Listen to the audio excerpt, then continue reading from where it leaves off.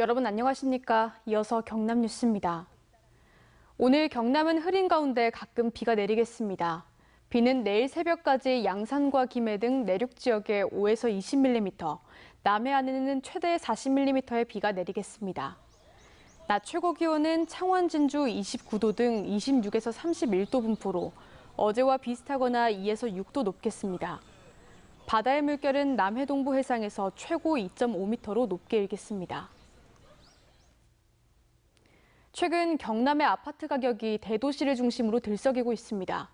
수도권 규제를 피해 내려온 법인 부동산들이 아파트를 대거 매입했기 때문인데 이 여파로 경남의 법인 아파트 매입량이 역대 최고치를 기록했습니다. 보도에 정영민 기자입니다. 김해 한 대규모 아파트 단지입니다. 분양가보다 낮게 거래되던 아파트 200가구를 최근 법인 부동산들이 매입했습니다. 1인 법인으로 해가지고 분양 아파트 한 200개 사장자리가 들었는데 그 사람들이 와가지고 다 샀다고 얘기해요. 실제로 2달 전 김해에서 이뤄진 법인의 아파트 매입은 도내 전체 1,126가구 가운데 90%에 육박하는 981가구로 조사됐습니다. 김해 다음으로는 거제와 창원 성산구, 의창구 순이었습니다. 아파트 가격이 크게 떨어졌다는 소문이 돌자 전세를 끼고 집을 사는 이른바 갭 투자가 크게 늘어난 것으로 분석됩니다.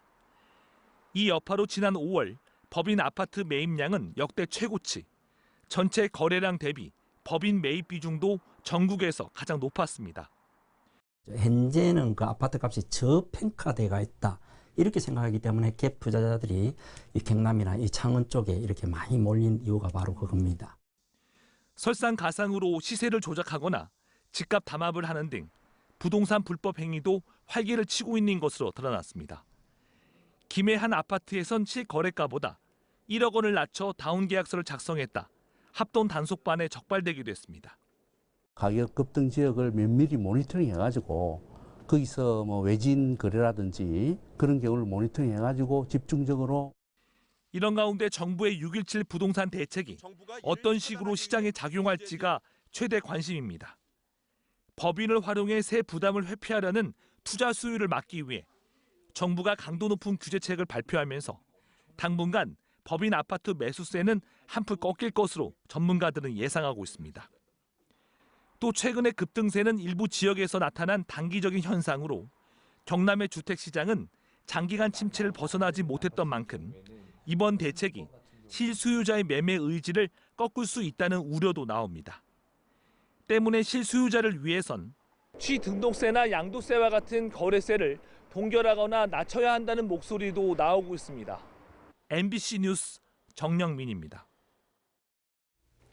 6.17 부동산 대책에도 불구하고 수도권의 부동산 가격 불안이 지방으로 확산되는 징후가 있자 경상남도가 집중 단속에 나섰습니다.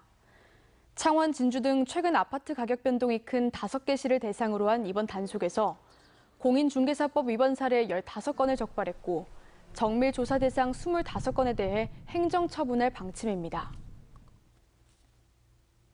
마산 중부경찰서는 손님으로 가장해 택시기사를 수차례 때리고 현금과 함께 택시를 훔쳐 달아난 혐의로 33살 박모 씨를 구속했습니다. 박 씨는 지난 15일 새벽 3시 47분쯤 창원시 마산하포구의 한 초등학교 근처에서 택시에 탑승한 후 50대 택시기사의 머리를 수차례 때리고 현금 11만 원과 택시를 훔쳐 달아나 집에 숨어있다 경찰에 붙잡혔습니다. 경남도는 국토교통부의 스마트시티 통합 플랫폼 기반 구축 사업에 올해 통영과 거제 등 전국에서 가장 많은 4개 시군이 선정돼 24억 원의 국비를 확보했다고 밝혔습니다. 스마트시티 통합 플랫폼 기반 구축 사업은 교통, 방제 등 분야별 정보 시스템을 연계한 지능형 도시 기반 시스템으로 이번에 선정된 지자체는 6억 원을 지원받게 됩니다. 한편 경남에서 스마트시티 통합 플랫폼 기반 구축 사업이 진행됐거나 되고 있는 지자체는 이번 4개 시군을 포함해 모두 10곳에 이릅니다. 전라남도가 국토교통부와 경상남도에 서울과 지리산을 잇는 신규 버스 노선 허가에 대해 환경 오염 우려가 있다며 재검토해 줄 것을 요구했습니다. 국토교통부가 인가한 신규 버스 노선은 경상남도가 요청한 것으로 기존 서울과 지리산 백무동을 잇는 버스 노선 중 하루 한 차례에 한해 서울에서 출발해 지리산 성삼재까지 연장 운행하는 노선입니다. 전라남도와 구례시는 노선 조정 당시 지리산 환경 훼손이 우려된다며 반대 의견을 제출했습니다. 이른바 몽골의 슈바이처로 불리는 대암 이태준 선생의 독립정신과 인류의 뜻을 기념하기 위한 기념관 조성 사업이 첫 삽을 떴습니다. 총 사업비 36억 원이 투입되는 이태준 기념관은 이르면 내년 1월쯤 군북면 덕대리 14-54일원에 전체 면적 494제곱미터의 지상 1층 규모로 건립될 예정입니다. 한편 이태준 선생은 함안군 군북면 명관리 출신으로 세브란스 의학교를 졸업한 의사이자 독립운동가입니다.